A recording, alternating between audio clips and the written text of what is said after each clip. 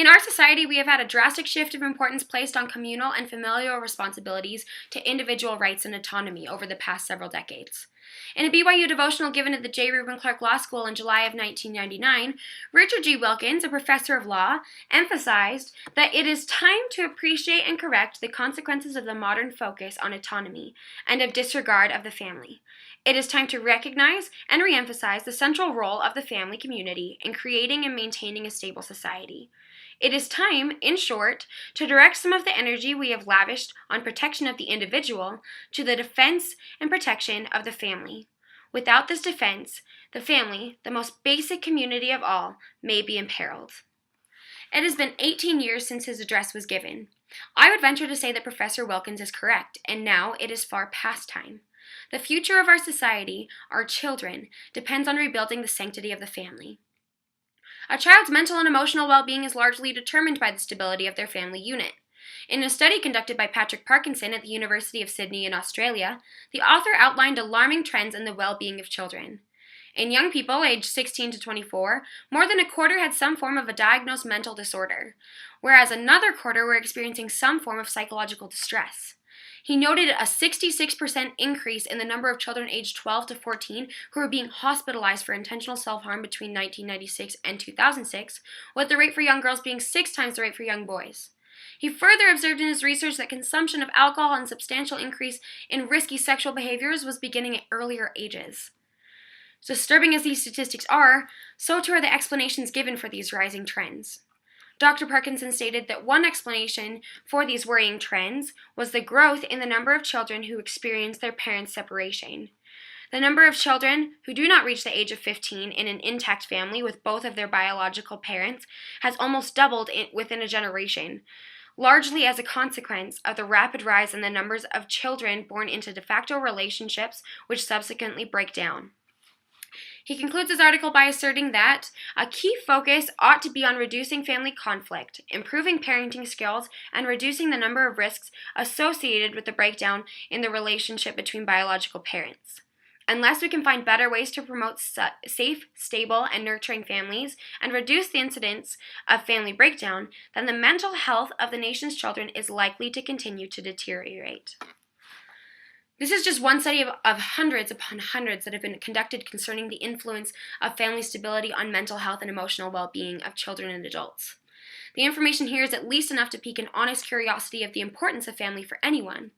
The evidence in Dr. Parkinson's study suggests that the influence of a secure, loving family on an individual's well-being is irreplaceable by other factors that society tends to promote above the family, and the nation is beginning to take note. Marriage in America, a report to the nation, stated the following observations in 1995. The divorce revolution, the steady displacement of marriage culture by a culture of divorce and unwed parenthood, has failed.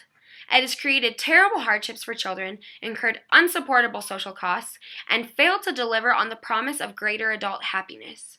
The time has come to shift the focus of national attention from divorce to marriage and rebuild a family culture based on enduring marital relationships. To reverse the current deterioration of child and societal well-being in the United States, we must strengthen the institution of marriage. We realize that strengthening marriage cannot be our only goal, but we insist that it become our most important goal. The careful analysis presented in this report advocates for the need of a shift in the societal mindset. Our goals need to change because they are failing us. They have failed to deliver the happiness from autonomy that we were promised, and have instead crippled a nation that is meant to be a light to the world. We need families. A group of individuals cannot carry the weight of a nation that it is called to bear, but families, coherent bodies working together and not for themselves, can. Families can and families must.